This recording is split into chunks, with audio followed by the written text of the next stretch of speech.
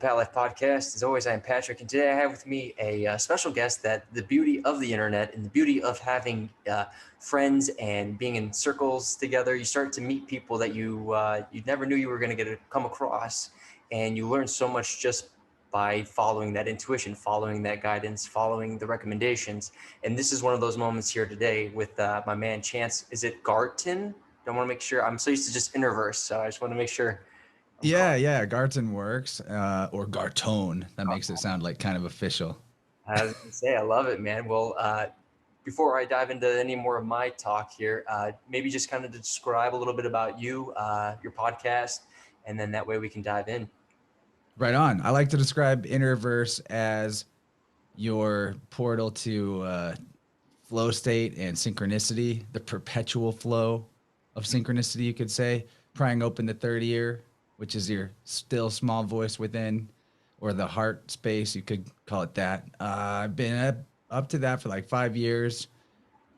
Started out with the goal of wanting to get imagination expanding content out there on the internet, talking to artists and other creators who were there to bring their soul's mission to life and not compromise by working the Babylon matrix jobs. And I wanted to figure out how they did that.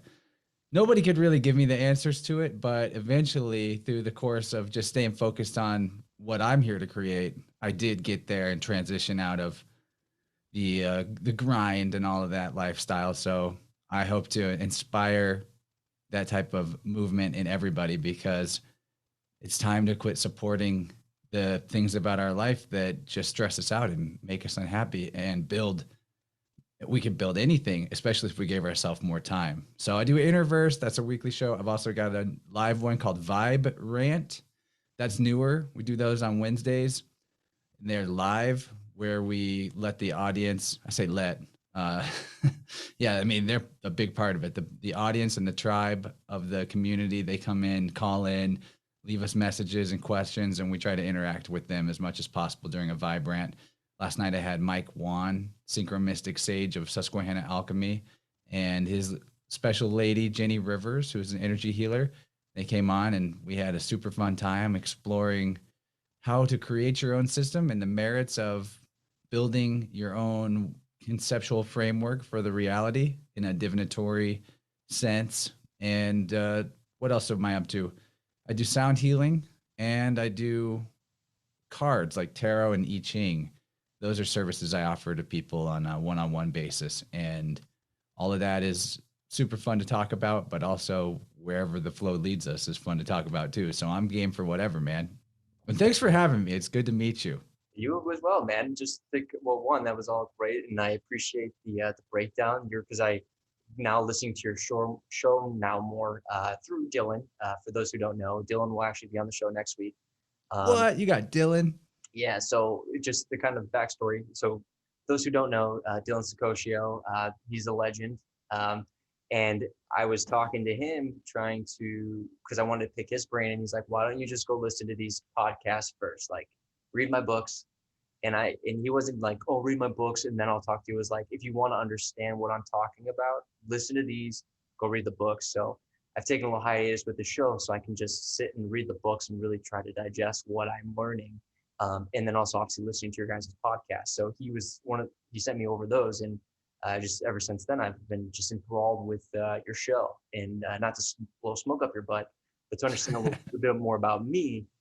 I've worked in the fitness industry for a long time, and one of the things that I've always been trying to do, even more so now, knowing the information and tools I have now, is helping people get to that flow state. And I just, through your listening to your show and just as you described here, you keep talking about this flow state, and a lot of people, as you know, and I know, don't even know that that's within all of us. They haven't been able to not only be aware of it, but knowing how to tap into it, pull themselves in, pull themselves out. And it all comes back to just knowing how to be present. And a lot of people have the hardest time with that. As I said, through my job, I've experienced it and observed it and analyzed it with people, hundreds and hundreds of people. So it's not just me. I read a book. It's like I've gone through the alchemy, I guess you can say, the alchemical process with people, and myself included. So, but yeah, so Dylan was like, dude, check these out. And, I watched your guys' the Four Royal Stars interview, and then I just led me to watching more of your other content. And as I just said, I like people who are willing to go into looking at the solutions of like, okay, here's how we can get better. As you said, here's how we can remove ourselves from the system that's not there to allow you to see and experience your potential, your purpose, what you have in your toolbox, right? So, to maybe get this ball rolling here, when you talk about flow state, how do you describe it to people that may be not as familiar with what you mean by flow state? Let's start with that. Right, because there's so many aspects to it. In the Eastern traditions, they call it the Wu Wei. And in a funny sense, actually embracing the Wu can really help you with flow state. That when we are in flow, we're practically handed the opportunities rather than feeling like we had to fight and battle for them. A real flow state is bigger than just effortless effort, which is what Wu Wei is, or effortless action is how Wu Wei is described in like the Taoist idea. It is aligning yourself with the life force energy of the cosmos. And that's the same life force energy in you and in me and in all beings and even in inanimate objects, you could say. What makes the river move, what blows the wind, all of that is what you'd call the Tao. And being in alignment with that is actually very simple, I think. And it has to do with setting boundaries for what you will and won't accept in your experience. The more that you choose what feels good to you, what's exciting and authentically fun, the more flow state you're going to be in. It's actually a backwards mentality to think we need to grind and do a bunch of stuff we don't like in the external world to then somehow attain or achieve a level that will then let us be happy and do whatever we want. We're working at it backwards. Actually, you do what you authentically want and let all the pieces fall into place for you, because the only thing that's really there in terms of what is existence, it is that life force energy. It is vibration, frequency, whatever you want to call that. It's a feeling. Consciousness is feeling, and everything is consciousness at its base or its core. So what are you conscious of? What are you feeling? Are you feeling it? Or are you feeling discouraged? Are you feeling, like you're banging your head against a wall? So it's as simple as that. If you really break it down, that you set the boundaries with your life, that you're not going to accept the things that don't resonate in a full 100%. Yes, that's what I want. And it's not like you can do that all at once. We have a lot of unlearning, and we have to maybe even disentangle ourselves from some knots or debt or things like that. But ultimately, the flow state is a trust that it's actually safe to jump off of the cliff into the unknown. And that whenever you're following what you know is in alignment with truth and with love, and you're choosing the option towards allowing yourself more possibilities rather than constricting things down to a single, it's got to be this way or it won't work, that is when unseen forces will come to your aid. And those unseen forces, you can call them spirit guides, you can call it God, you can call it the Tao, you can call it the flow of life force energy. Doesn't matter. I like to use all these terms kind of interchangeably. The fact is, life does respond to the vibe that you bring to it. And if you can stay enthusiastic about your life and excited every day, and there are hacks for that, like daily gratitude practices. And that, I mean, if that sounds too nebulous, just chalk it up to saying prayers where you're expressing what you love about your life. Or you go outside and say, it's a beautiful day, no matter what kind of clouds are out there. Right. And see how that affects you. There is a certain level of self-programming that we should take responsibility for. We're mostly water. Water's programmable. Instead of complaining about all the programming we received, just take charge of the situation. It's really coming down to these basics. And then if you can put that into practice on a regular basis, you're going to feel more and more into the natural, limitless synchronicity that is available. It's always happening. It's just that you're creating synchronicity for yourself of shooting yourself in the foot whenever you're banging your head against the wall in a dynamic that doesn't actually serve the joy and the truth and the love that you're meant to serve. Dude, absolutely. You hit so many topics and so many points that like we can take in so many different directions. But one thing that maybe I can chime in with is that as you were talking about a lot of people not being able to tap in their intuition, being 100% in, knowing that they can take that leap of faith, knowing that they're going to be okay. One of the things that I realized, and people want to call us truthers or whatever they want to call the mindset of conspiracy, like I don't care what people call us. It's about going into the mindset of knowing, well, we understand there's something bigger here. And through my job, and I'll keep using my job because a lot of these revelations came from me working with people and people's emotions and physical and spiritual. And one of the things I came to understand was that when you get people who maybe look at us like we're crazy, whatever, or truthers, or this and that, you realize that a lot of the stuff that we say sometimes doesn't register to them. I can't comprehend what it is that we're saying. So I realized with working with people like that, I'm like, how do I get somebody on a path to see that their potential is more? All these things we're talking about, the flow state, connecting with the universe, connecting with others around, how do we get them to that point where they could take that leap of faith?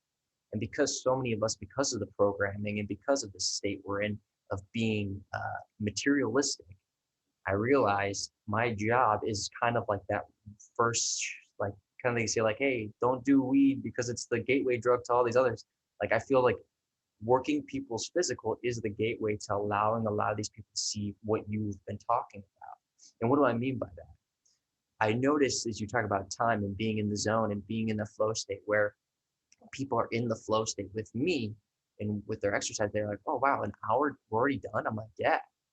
Or they'll be like, man, this feels like it's shredding. And it's knowing, like, I tell people, like, pay attention to that.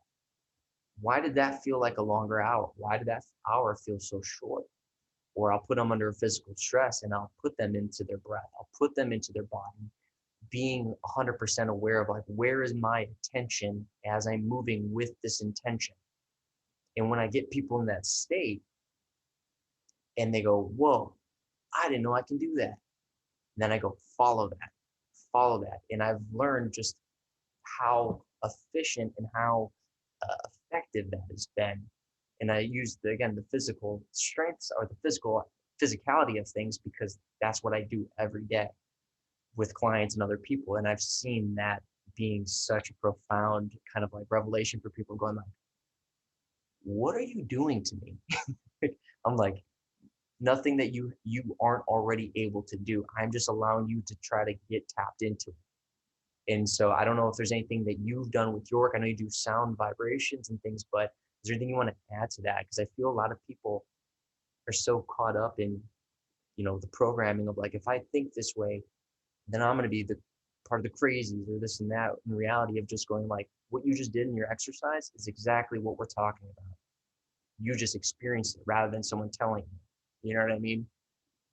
Everything about what you just said, totally in alignment, because let's see, I don't even know where to start. There's just a lot of good stuff there. First of all, maybe addressing the, we can't just give people all of the research that we've done. Even if we give them the facts of a situation, it still is never going to be in context to the huge constellation of research we did on our own, where we thought critically and formed our own opinions and perspectives. So no number of facts are going to ever be enough proof for somebody that is energetically in a different paradigm. For sure. And so we got to cut them some slack. We got to meet them where they're at. Yep. And even if it's as simple as like, maybe they're like super stoked on sports ball or something, and just, that's fine. Let them be, right. Meet them where they're at, follow what's exciting for them. That's how you get in and you have an authentic connection to them instead of judging what it is that they like or they're excited about. I mean, of course, within reason, if they're excited about something horrific and heinous, don't support that. But it's all levels and relative. Like, yeah, we know even sports ball is rigged and there's nothing really true or good or wonderful about that. But if it gets them excited, just as an example, you can meet them where they're at. But the point I'm going for here is that the best way to show somebody the truth of anything is that they need to ask you for it. And so what's going to lead somebody to want to know what you think about stuff? It's if you're just completely crushing at life. Right. If you live such an incredible life where you're walking the talk, you're demonstrating exactly what a healthy whole human can be capable of, and just expanding in all directions, and you're super stoked about it, and you have real self-esteem, that is what will crack through the armor of somebody else that you would love to help. But it's not going to happen if you're just like chain smoking cigarettes like Dale from King of the Hill, and you're telling them about how the government is like zapping you with microwaves, and you're just like, they're killing us, man, but you're killing yourself right in front of them. Right. Good luck getting.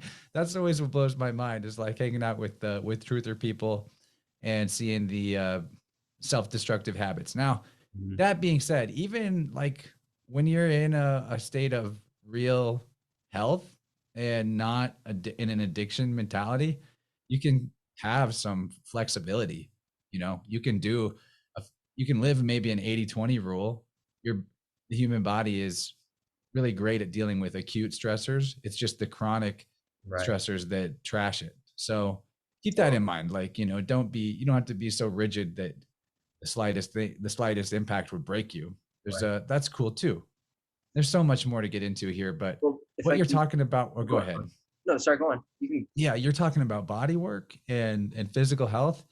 I think maybe it's not really especially for men, but as a man, I think especially for men, we need to be strong. We need to exercise that physicality.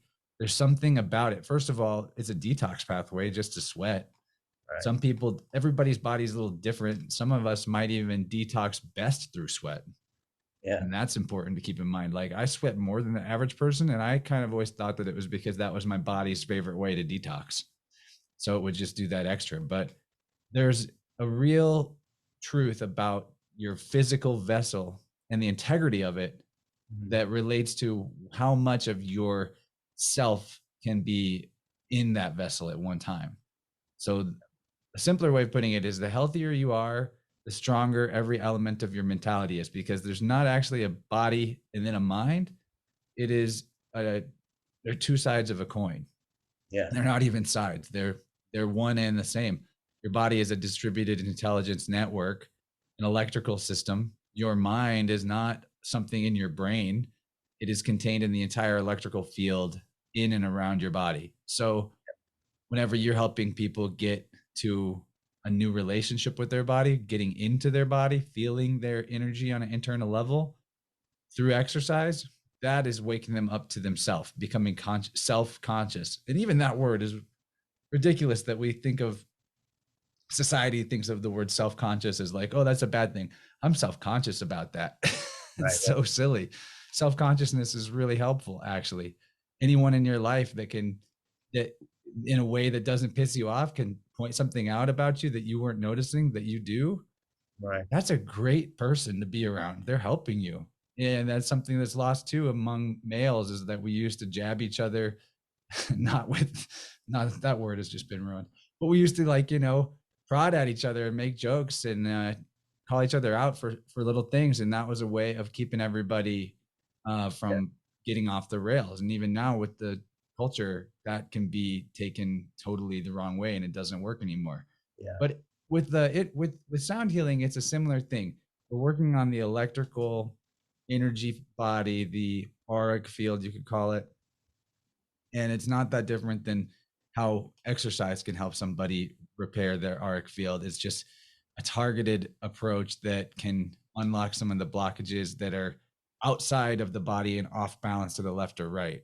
Because we actually, not only can you store trauma in your musculature through the way that energy is held in a certain position, like through tension in musculature. And that's very important to work out. That's why massage therapy is so useful, but also further out, especially if the trauma doesn't have to do with like a physical injury or an impact. That type of trauma will often be pushed away from your center as a mechanism to keep your awareness away from it, to keep it from circulating, to keep the memory out of your field. There's a layer of ourself that's a protective layer that does this process automatically when it thinks that we can't handle the truth of an experience without freaking out. And then after it does that, it like sweeps it under the rug, so to speak, pushes it off left or right. And there's a whole anatomy to your aura, and where the stuck energy is at will actually inform the practitioner like myself where or like what type of emotion it is, when it happened, what it relates to in terms of past or future or mother or father, things of that nature. It's really interesting. We can talk more about that. But the point is, restoring the connectivity and communication between all parts of your body is step one. And it's not even step one as in you take that step and you're done. It is the foundation, it's your root, it's everything that builds off, everything else builds off of that. And so any spiritual practice that is lacking shadow work, as it's called, as it's misunderstood, is lacking any actual ability to progress you forward and in an expansion towards Wu Wei or towards a perpetual flow state. Shadow work is body work. The body is the shadow, not in the sense that it's evil or negative, but just that it is like a lower density imprint of your energy field or your electrical field that your mind is. So all your memory is in that field. If you have holes in that, if there's lack of integrity, then I call that the memory hole. Like, like yourself is actually this light that's contained in a vessel. You are a vessel of light, literally. And the more leaky that vessel is, or the worse it is at containing the light, the less of your true self will be there for you to tap into and access. And the more you can improve the integrity of that vessel through the things that we've just been talking about, and there's other ways too, but this is the primary foundation, is just physical health, the more automatically you're going to attain new levels of self-realization, because the energy is there for you to actually perceive, as opposed to just, deflating like a balloon with a hole in it, which is where most of the society is at. And you look at how people age, and now give you all the clues to the fact that this is happening, because their field is leaking light, and it causes, like, their face starts to look like it's melting and dripping. And I don't say this to freak people out. I've had people email me after I say stuff like this, like, I think my face is melting, help. I'm just like, well, there's some aging that does go on, but we don't have to age in a way that makes us, like, I don't know, the older we get, the further our journey goes, the more we take on the appearance that we sort of earned, right? That's why there can be like a 60-year-old dude who's just jacked and his skin's tight and he looks and he's amazing, or one where his ears are like 4 inches too long and his nose has gotten all weird and crooked and longer, and looks like he's melting. It's kind of a Star Wars metaphor. The light side, you look hot. The dark side, you look like a fucking goblin after a certain amount of time. And it's not that can't be changed. It isn't, but it does mean that, like, you can look at all the people in charge of health in the world right now and how terrifying they look, how absolutely ugly they are, and just know for sure that they have no idea what health is. And we've been taught that it's just like, oh, it's your genetics, you were born that way, you're just born lucky. No, all human beings are built on the same template. And if that template remains whole and the inner light is in the vessel, there will be some aspect of beauty and harmony in what you perceive of that human being, period. I know this is a fact. So the whole, like, it's kind of like the myth of talent when it comes to art or other forms of expression, or even sports, that athleticism, that talent does not exist. There's just aptitude based on how much you care, and what you really care about, you will put more time into and you will be better at. And that's talent. That's the difference between anyone out there listening and someone they think is their hero, or they put on a pedestal and they're like, wow, they're so good at guitar. Well, how much time did you spend playing guitar? You have a human body. If you really liked it, you could get there too. The ones that are just freakishly good are because they spend a freakish amount of time working on it and practicing. So anyway, that was you got me fired up, but there's love it, man. All these things are interconnected for sure. And they definitely all relate to flow state. I love that you went down and just let it all out, man. Because that's the beauty of these conversations is what you experience is that flow state in itself of just all trying to bring to light all these different components and realizing that when people say, you know, oh, so everything's connected. How is it all connected? You're like, give me a couple days. Let me try to intertwine this whole thing, because that's what makes it so fun. It makes it exciting. It makes life, at least from my experience, like invigorating again, where you're going like, there's so much out there to learn or relearn rather. And it all comes back to that flow state, because when you're in a flow state, you know, you get those downloads, or you get yourself connected with the frequency vibration of the earth. And for those who don't think that's real, it's 432. I mean, people have done this, they can look these things up. You can definitely give me more insight if you would like to on that. But just my point here is that when you're connected to that, all of this stuff starts to pour through you. Those ideas that you think came out of nowhere, they came with a reason. There was a purpose, them coming in, and then following that, listening to that, exploring that. And as you said, and maybe actually if we can take the conversation here, because I have a question for you. When you're talking about leaking energy, I'm aware that there's devices that we can actually see, physically see holes in the energetic field, our toroidal fields and things like that. And I know you do it. I don't know if you use those machines with what you're doing, but you're able to find them. So if we can maybe dive into some of that, if you can kind of explain how you find these holes, because that's something that's interesting to me. And then another thing just on top of that, to follow, maybe this will all make sense, but with those holes, based off of your outlook on this, does that create room for other entities or other energy to come in and consume people? Because one of the biggest things that I believe so, but I don't know as much as maybe you will, because I've just seen a lot of people when they blow up, or even ourselves included, and they go, I'm sorry, that wasn't me. I don't know what that was. And you hear this and you see it and you just go, there's something to this. So my two questions: holes in the field, can things get into those holes? It's a multi-layered question. I'm glad we're going here. It's cool because this is my third show in 3 days. And, you know, there's always that thing in the back of my mind, like, am I just going to repeat myself a bunch? But no, different people bring out different ideas. And this is stuff I've talked about before, but it's really cool to have a chance to lay it all out and update to where I'm at right now on the concept. So, okay, let me see about, I'm actually going to take note real quick of the 3 questions because I don't want to miss a thing. Yeah. So we're talking about holes in the field. And how would how would you go about with your work here? And then the second start with that. Okay, so how would I go about finding the holes in the field?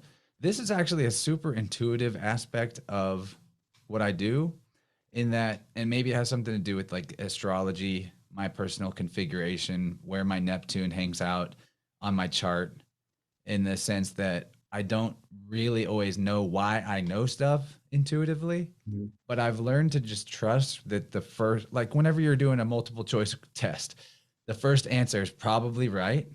And the more I do the sound healing work with people, it actually gets simpler. My understanding of the biofield, not more complicated. It gets simpler because, like I was saying, we're all human beings, even though we all have uniqueness. The ways that things can go off or go wrong, it's the same for all of us. There's only a few, like, it's kind of like when we think about our rights. I'm going to get into a tangent, but rights are not just what we've been told our rights are. You can't tell us what our rights are. We can only define what our rights are by what they're not. So there's only a few things that you could do that you wouldn't really have the right to do. And beyond that, you can do anything. So you can't encompass truth by saying what truth is. All you can do is describe what truth isn't. And so there's only so much that truth isn't. Lies are limited. Truth is infinite. And the same goes for what can go wrong in the energy field of a person. There's only so many places and emotional patterns that can get off. Right. And whenever I'm sweeping the forks, so the whole idea is that like I strike the tone near the edge of their bubble, and there's I can kind of hear it when I hit the membrane or the plasma sheath, the edge, and it's roughly around 6 feet off the body for everybody, but some people are bigger, some people are smaller. depending on their physical size and their health. But that's like an average. Kind of funny that it's 6 feet, huh? With all the things we just went through in Cootie's world. Or, Of course. hold on. So, Sorry, one sec. I'm gonna have to pause I have to check on my son real quick. Can you give me 1 second, man? I'm so sorry, dude. oh yeah, you're good. I'm sorry, man. Hold on, give me 1 second. Sorry, guys. All right. So we're gonna finish on Chance's thoughts here with the questions, and then we're gonna have to cut it short on my end. My apologies, everyone, but I want to give Chance the opportunity to finish off these thoughts and these questions. So, as you're saying, there's a 6 feet field that we have. Yeah, and I took a couple notes so I know where we're at. We wanted to discuss how to find the holes in the energy field. So I'm sweeping the forks through their arc field towards their body. And the goal is that any stuck energy I catch with the fork, so to speak, and I bring it back to the central core, central column. Mm-hmm. And whenever I do hit a spot that's a compartmentalized energy vortex, if you will, I will know it because it'll change tone or the fork will run out faster instead of having a sustained long tone like it normally would. Or in some cases, a thought will pop in my head and I'll have a very specific idea. Or in the most heavy duty situations, I'll actually forget what I'm doing for a second, get really tired, and almost fall asleep on my feet. That's when I know I really hit a spot. And that doesn't happen very often. What causes that? Sorry, not to deter. What do you think? So that's like something really big in terms of a foundational belief the person has about themselves that is keeping them from moving forward in some way. Well, And it's so what it is it's a place where consciousness is so stagnant that it's like anti-consciousness in a way. It's like it's deadly orgone energy as opposed to living flowing prana. Deadly as in it's like when water is stagnant and it can't flow, it gets toxic. It's just like a little patch of toxic energy. And so to answer the question about entities, I think that is actually an entity because it is the same energy that is our inner light, that is consciousness. And whenever it is compartmentalized and cut off from the whole, it becomes demonic in the sense that it's divided from the whole. Because that's what a demon is etymologically, is divided. Daimon, divided man, two minds. It is a little pocket of mind inside your larger mind. It's cut off from the rest of it. And it has a story attached to it of why it's bad and why it can't come back to the light because we don't want to know about it. So that's an entity. That being said, there could be external stagnant or negative chi that can get into the field too. And where that comes from in terms of like entity attachment or possession, first of all, you have to let it in. It's like any vampires. We could talk a lot about energy vampirism maybe when we come back. Yes.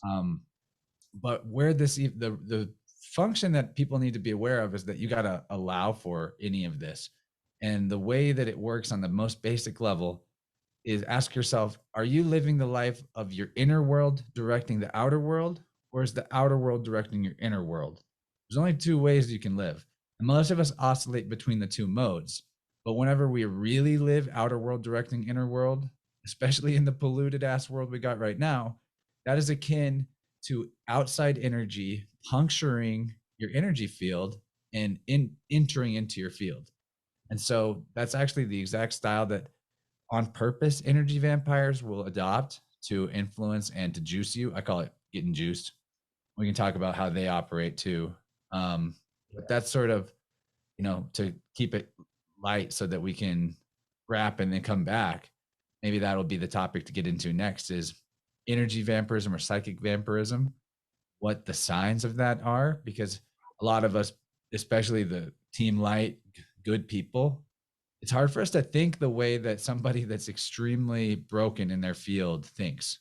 Right. And when I say broken, I don't mean no one's really irreparably broken in my opinion, but there is, at a certain point, someone will realize that they're doing this behavior of harvesting energy off of other people, and they decide to keep doing it.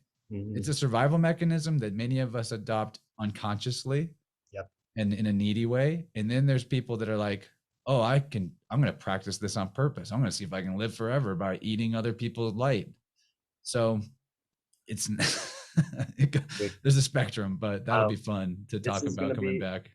once again, I'm super, I apologize that we're gonna have to wrap this early, guys, It's all good. but Chance, I highly recommend going and checking out his podcast. If you want to plug that real quick, and let Yeah, us know. InnerVersePodcast.com is where all my stuff can be found. So check it out. I do the main show. We get into some heady stuff. Like you mentioned, I brought Dylan Sicoccio on several times.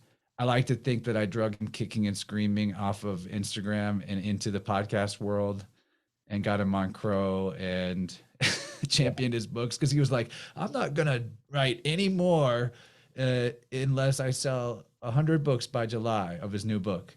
And of course, being shadow banned and all that, it wasn't really moving for him. Right. And I took it on as a personal mission. Like, I'm going to help this dude sell books because these books are lit.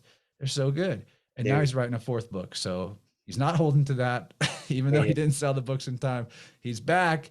And you know what has really inspired him to come back from my observation is that he got away from the super vampiric energies of like Hell A and started working out a bunch. And now he's just like crushing all aspects of life because he's getting healthier, getting stronger, getting bigger. That's awesome, man. And yeah, that's one of the things that I wanted to real quick, just before we roll out here, is talk to him about, but just as well as you, is just knowing that how much is actually encoded in the body, and getting into some of those details, which we can even talk about next time too. Came to some realizations just by using what his book is talking about, what you guys have talked about in your conversations, and also other conversations that you've had on your show about etymology, as well as just connecting the dots. And I think that's, for me, has been such an eye-opening experience of doing these and then seeing it in the world around me.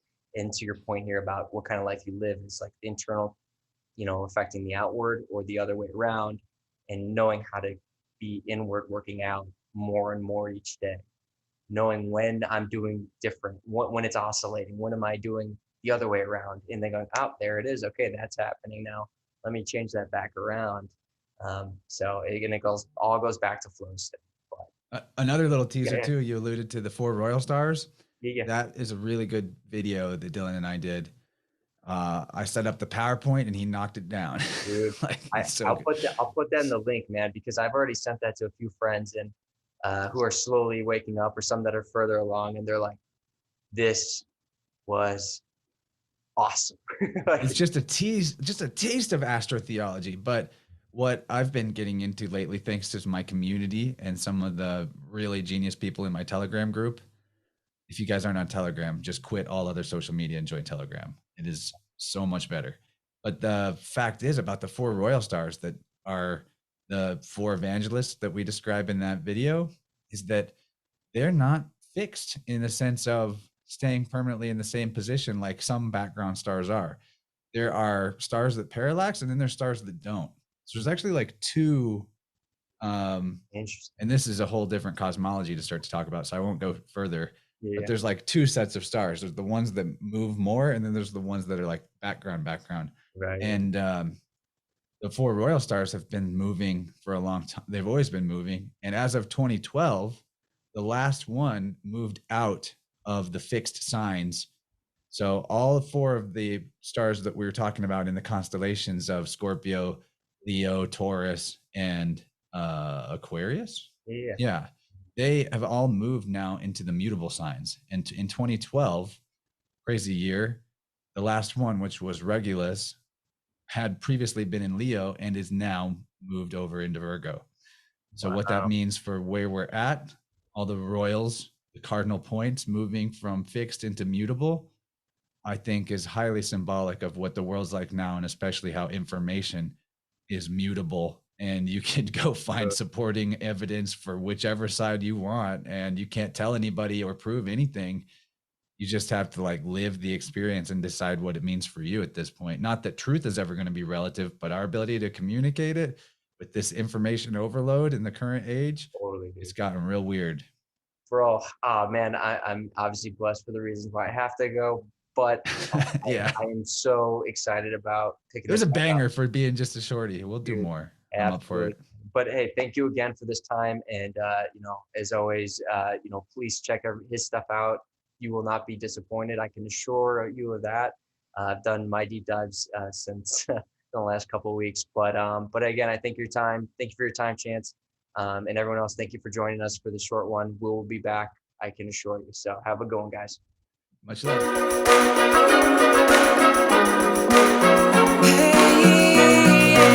Hey,